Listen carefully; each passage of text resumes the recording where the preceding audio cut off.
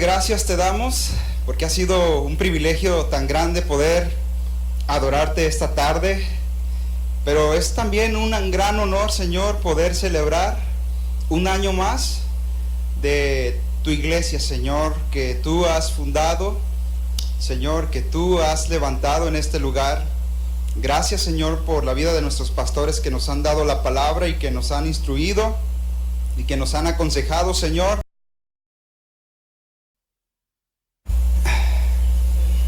Muy bien, hermanos, acerca de la iglesia de Corinto, ¿verdad?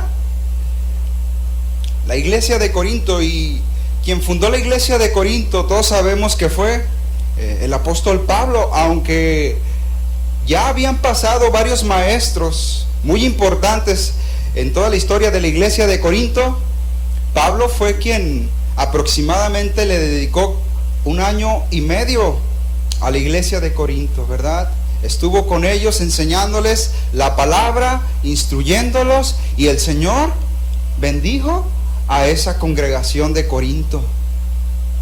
Abundaban en dones, en sabiduría, tenían una excelente doctrina, ¿verdad? Lo tenían todo, pero no tenían lo más importante, el amor, ¿verdad? Era una iglesia que lo tenía todo, pero no tenía amor. No tenía amor. La iglesia de Corinto le hizo falta amor, y Pablo se dedica en toda la primera carta a los corintios a hacerles énfasis en esa clase de amor abnegado. Y todos alguna vez hemos leído 1 Corintios 13, ¿verdad? Y Pablo define el amor de una manera especial y extraordinaria. Y él dice: el amor todo lo sufre, el amor todo lo soporta, el amor no tiene envidia, el amor no se envanece, el amor no se irrita, el amor no hace nada indebido, el amor nunca deja de ser. Y ahora permanece la fe, la esperanza y el amor, pero el mayor de estos tres es el amor. Y Pablo nos enseña que la resolución de todo conflicto dentro de la iglesia es el amor. Y no podemos decirle al Señor: heme aquí, si antes no estamos dispuestos a mostrar amor por aquellos por quienes murió Cristo. Y el amor es característico de Dios, y con el amor que decimos tener por Él, con ese amor debemos amar al prójimo y servirlo. Y todos conocemos aquel texto de Juan 3:16: porque de tal manera amó Dios al mundo, que ha dado a su Hijo unigénito, para que todo aquel que en Él cree no se pierda, mas tenga vida eterna. Y también Juan, en la primera carta, en el capítulo 4, verso 7, decía: amados, amémonos unos a otros, porque el amor es de Dios. Todo aquel que ama es nacido de Dios y conoce a Dios. El que no ama no ha conocido a Dios, porque Dios es amor. Y en esto se mostró el amor de Dios para con nosotros, en que Dios envió a su Hijo unigénito al mundo para que vivamos por Él. En esto consiste el amor, no en que nosotros hayamos amado a Dios, sino en que Él nos amó a nosotros y envió a su Hijo en propiciación por nuestros pecados. Amados, si Dios nos ha amado así, debemos también nosotros amarnos unos a otros. Debemos amarnos unos a otros. A la iglesia de Corinto le hizo falta amor. Y yo pregunto en esa tarde: ¿a la iglesia de Colima le hace falta amor? ¿A la iglesia de Tecomán le falta amor?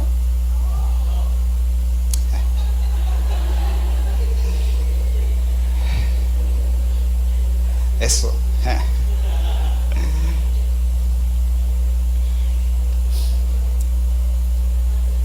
Manzanillo, ¿les faltó amor? ¿Le falta amor a la iglesia de Manzanillo? ¿A la iglesia de Melanque? No, qué bueno, entonces no estamos hablando de ninguno de aquí.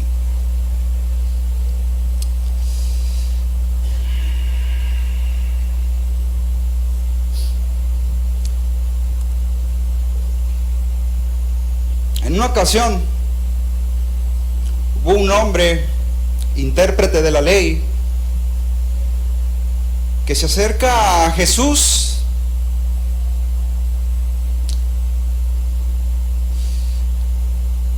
para ver si podía responder a una pregunta algo difícil, muy difícil. Y le dijo: Maestro, ¿qué debo hacer para tener la vida eterna? Desde luego que no lo reconocía como maestro, lo hacía de una manera burlesca, ¿no? Un sarcasmo. Y Jesús le respondió: pues tú sabes, ¿no? Eres intérprete de la ley, tú sabes lo que dice la ley. Tú eres un maestro de la ley, un intelectual, un hombre dotado de conocimiento.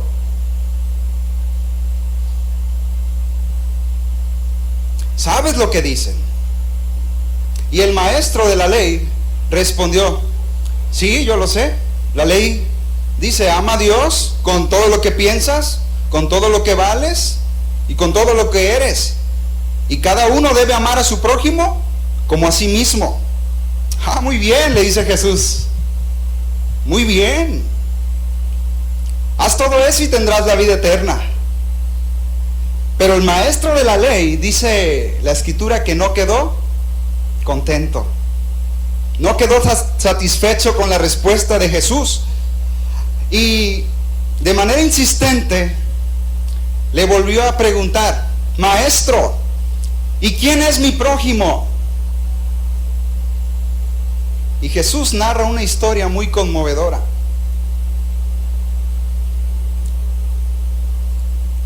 Un día, un hombre que iba de Jerusalén a Jericó, un hombre judío, salió de Jerusalén a Jericó y el camino era muy empinado. La razón no la sabemos. Pero este hombre salió de Jerusalén a Jericó. El camino era tan empinado, era bastante rocoso por terreno montañoso, y la distancia de Jerusalén a Jericó era aproximadamente de entre 27 y 30 kilómetros. La ruta era muy peligrosa. Era muy peligrosa para viajar porque había muchas cuevas que con facilidad eran utilizadas por los ladrones para esconderse una vez cometido el acto de el robo. Y así como los ladrones, también otros criminales huían a esas cuevas y a ese camino montañoso y pedregoso para que no fueran encontrados. Y un día ese hombre, mientras iba de Jerusalén a Jericó, en el camino fue asaltado por uno de esos ladrones.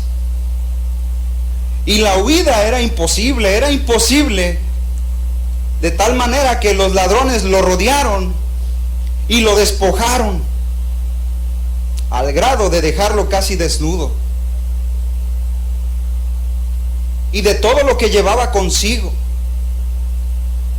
Y si iba cabalgando en un burro, también le quitaron el burro. De seguro también se lo quitaron. Si llevaba dinero, no le permitieron quedarse con un solo centavo. Rápidamente aquel hombre quedó indefenso, porque lo golpearon repetidas veces de manera brutal, al grado de dejarlo como muerto, golpe tras golpe. Aquel hombre parecía estar muerto y no tenía esperanza.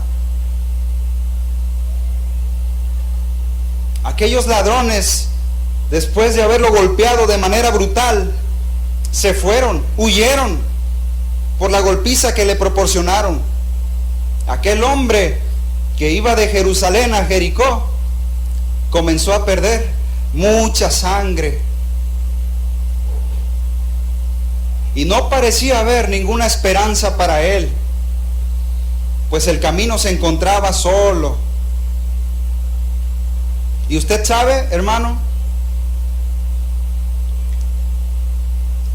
que aquel lugar en el transcurso del día es caliente y por las noches es extremadamente frío.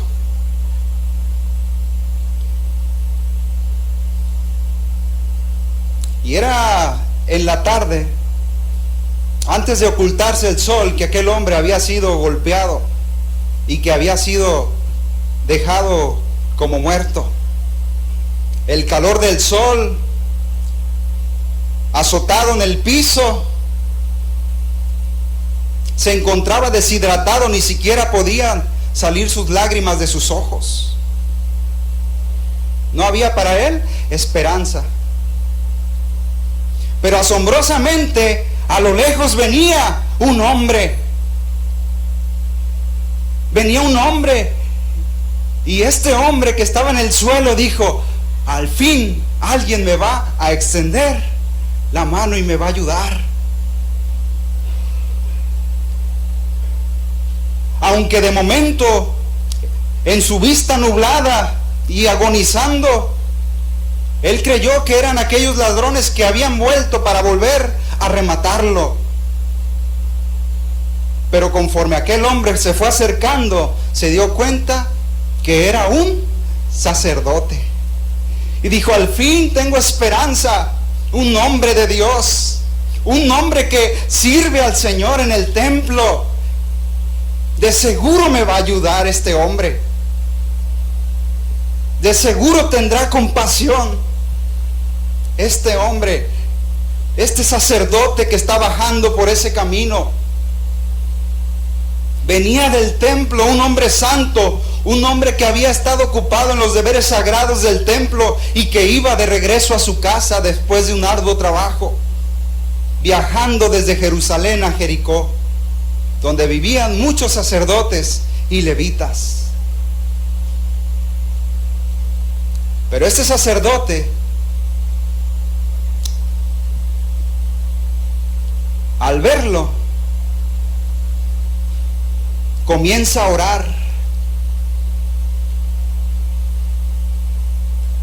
Pero decide no acercarse mucho, se niega a prestar ayuda a un compatriota judío.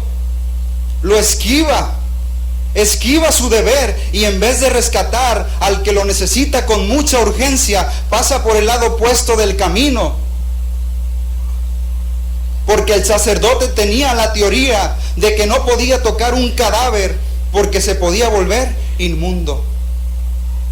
Y eso lo imposibilitaba de sus funciones en el templo y no quería contaminarse.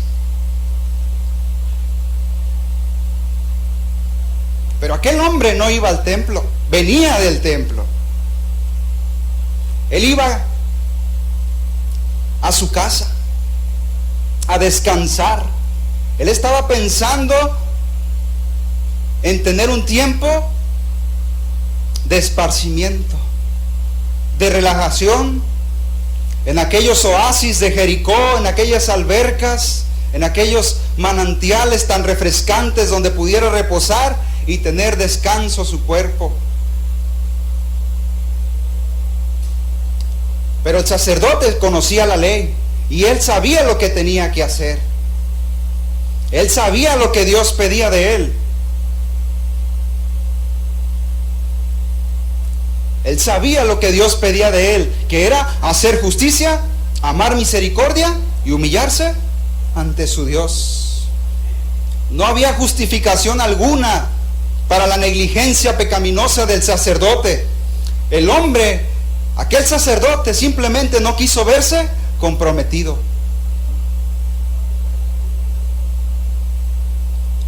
Y aquel hombre en el suelo, casi muerto, gemía del dolor en su corazón. Ya no tan solo del dolor por aquella brutal golpiza que había recibido, sino de la indignación de ver que los de su propio pueblo lo repudiaron. Así también,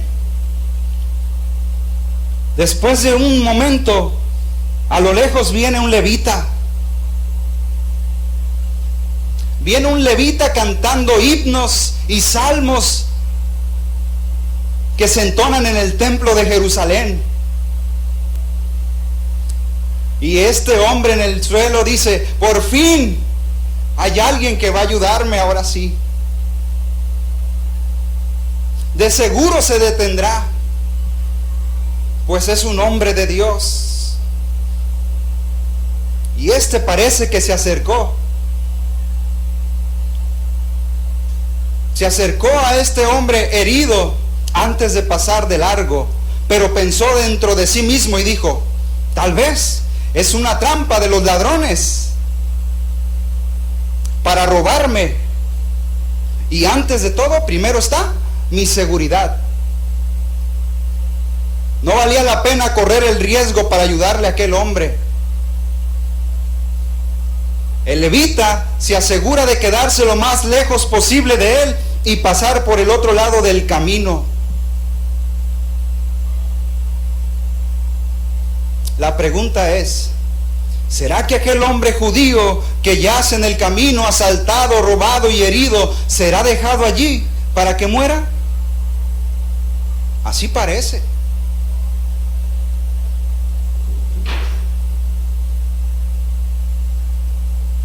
Así parece. Pero en medio de la soledad, en medio de la pérdida de toda esperanza, como si no fuera suficiente aquella calamidad, allí se acerca un samaritano.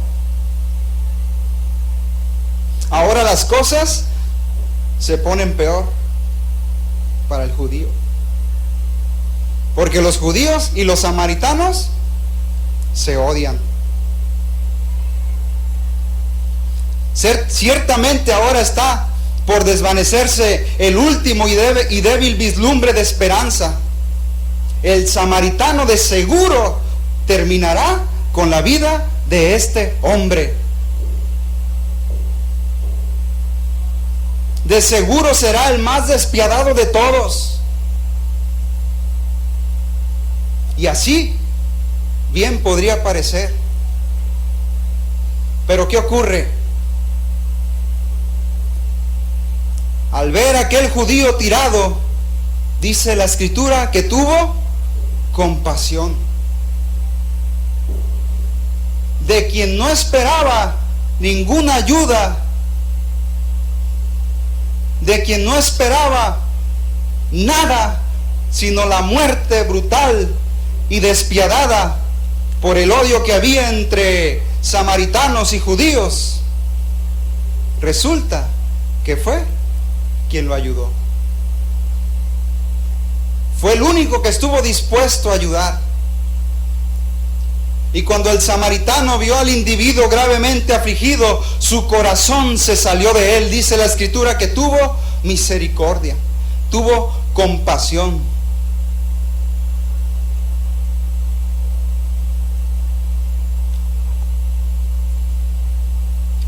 Y habiendo desmontado,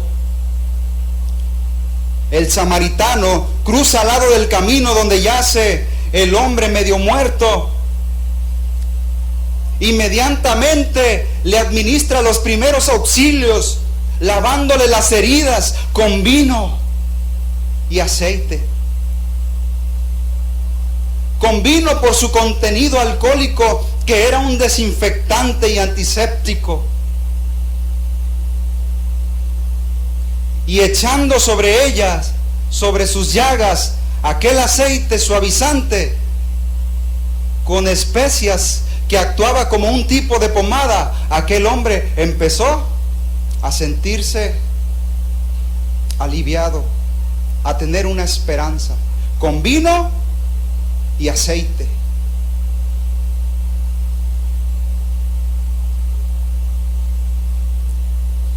Pero no termina todo ahí. Este hombre no lo deja en el camino,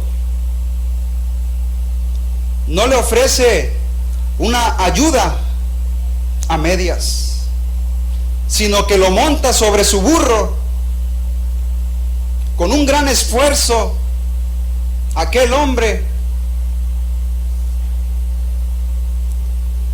lo monta y lo lleva hasta un humilde hotel, y ahí dice la escritura que lo cuidó. Ahí lo cuidó. Y cuando llegó aquel samaritano, aquel mesón,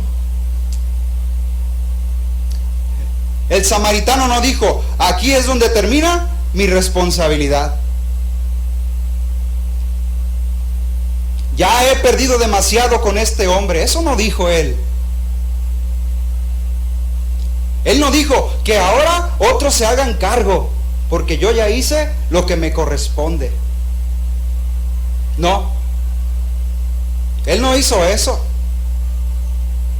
sino que cuidó de él personalmente. Cuidó de él personalmente, hermano. Y seguramente aquel hombre que se encontraba inconsciente a la vez por aquel dolor tan brutal que sentía sobre su cuerpo, y tal vez unos huesos quebrados, posiblemente,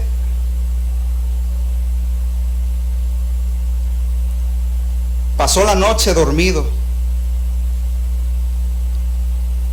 Pero el samaritano seguramente estuvo vigilándolo durante toda la noche.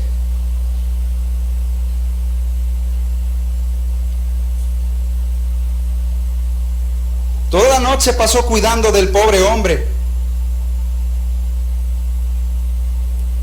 Y llega el día siguiente, y el samaritano, un hombre de negocios quizás, un hombre honrado,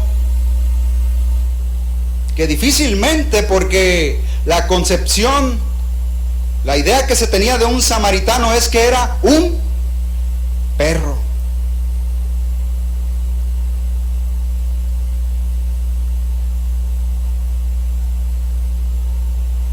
Tal vez no muy bien teológicamente, pero sí era un hombre honrado. Y este hombre debe seguir su camino. Sin embargo, no dice: ya he cumplido con todo mi deber, de aquí en adelante le toca al mesonero.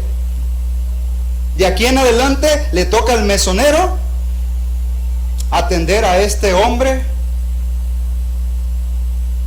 Sino que al día siguiente sacó 2 denarios, dice la escritura, que sacó 2 denarios y los dio al mesonero y le dijo: cuídale, y todo gasto adicional que haya, yo mismo te lo pagaré cuando regrese. Y usted sabe, hermano, que 2 denarios era una suma igual a 2 días de salario para el obrero promedio. Era una suma que, de acuerdo con los precios de su tiempo, servía para alojamiento y comida. Bastaba abundantemente esos 2 denarios. Y el samaritano tiene cuidado de asegurar al mesonero que no sufrirá pérdida alguna por el buen cuidado que brinde a este pobre judío. Y afirma diciendo: cuando venga de regreso, yo mismo pagaré todo gasto adicional en que tú puedas incurrir. Así que cárgalo a mi cuenta, no le cobres a él.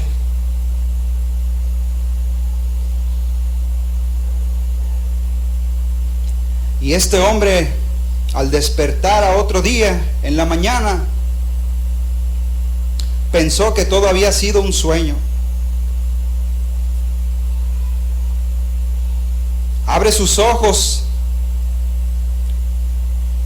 y se da cuenta que sus heridas habían sido curadas con vino y aceite. Se acerca al mesonero y le dice al mesonero, el mesonero le dice: ten esta carta, te la ha dejado aquí un hombre, te la ha dejado aquí aquel que te atendió, aquel samaritano.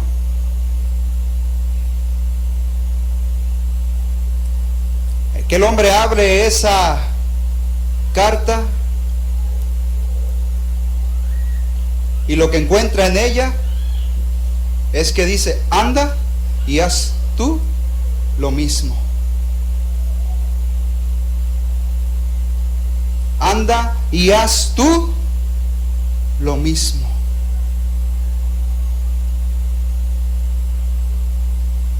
El judío moribundo no tenía palabras al ver que aquel hombre del que no podía esperar nada, ahora le había dado todo.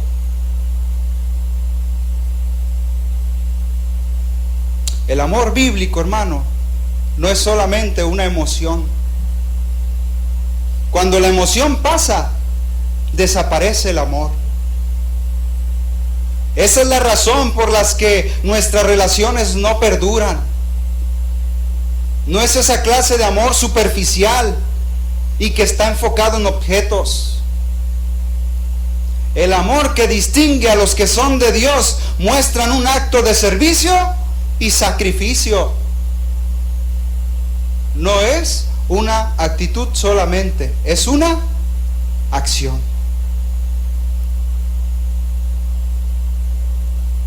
El amor, hermanos, siempre hace algo. El amor es un acto de servicio. El amor satisface las necesidades de las personas. Anda y ve y haz tú lo mismo.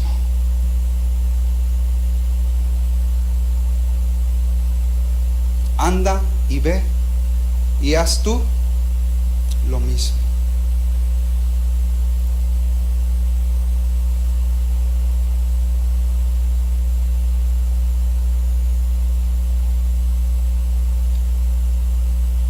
¿Le parece si oramos?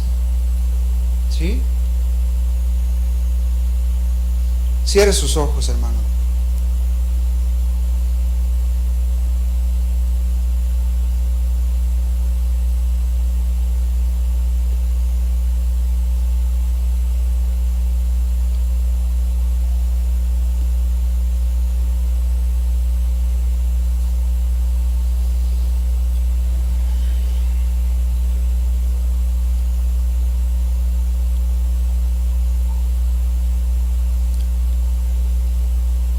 Gracias, Señor.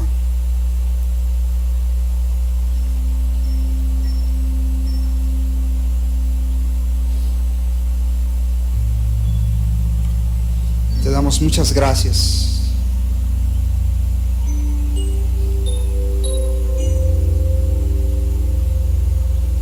Porque tú nos has enseñado el perfecto amor.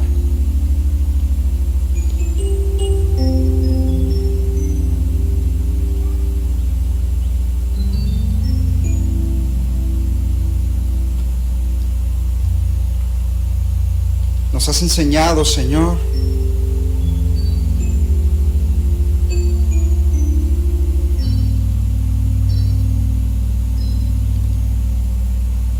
amarnos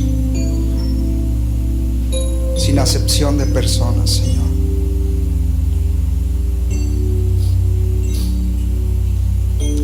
Te pedimos que nos perdones, Señor, porque muchas veces hemos sido, Señor, indiferentes, orgullosos.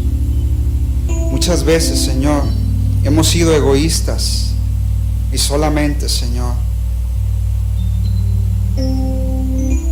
vemos por nosotros, Señor.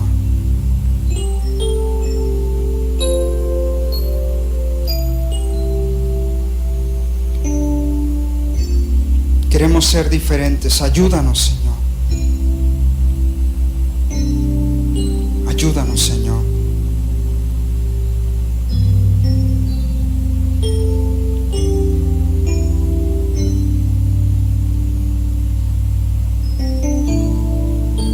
queremos darte gracias, Señor, porque nos has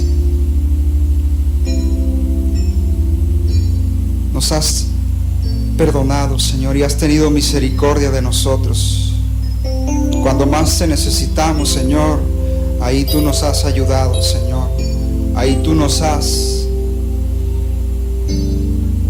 sanado, Señor, y nos has vendado nuestras heridas y nos has sanado de toda dolencia, Señor.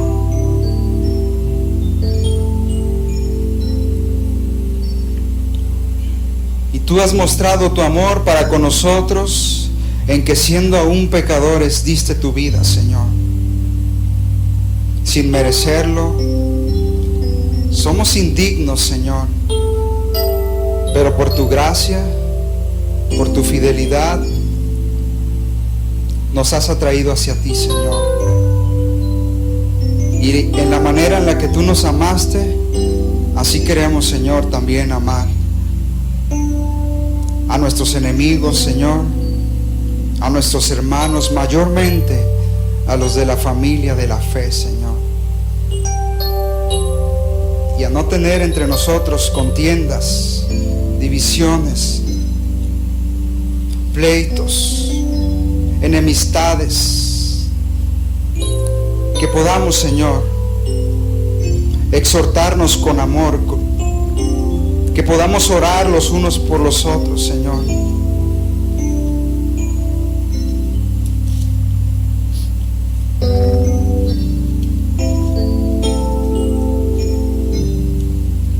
Ayúdanos, Señor, porque toda la ley, dice tu palabra, en esta sola palabra se cumple: amarás a tu prójimo como a ti mismo. Pero si os mordéis y os coméis unos a otros, mirad que también no os consumáis unos a otros. Digo pues, andad en el Espíritu y no satisfagáis los deseos de la carne. Mas el fruto del Espíritu es amor, gozo, paz, paciencia, benignidad, bondad, fe, mansedumbre, templanza. Contra tales cosas no hay ley. Pero los que son de Cristo han crucificado la carne con sus pasiones y deseos. Si vivimos por el Espíritu, andemos también por el Espíritu. Y no nos hagamos vanagloriosos, irritándonos unos a otros, envidiándonos unos a otros. Hermanos, si alguno fuere sorprendido en alguna falta, vosotros que sois espirituales, restauradle con espíritu de mansedumbre, considerándote a ti mismo, no sea que tú también seas tentado. Sobrellevad los unos las cargas de los otros y cumplir así la ley de Cristo. Porque el que se cree ser algo, no siendo nada, a sí mismo se engaña.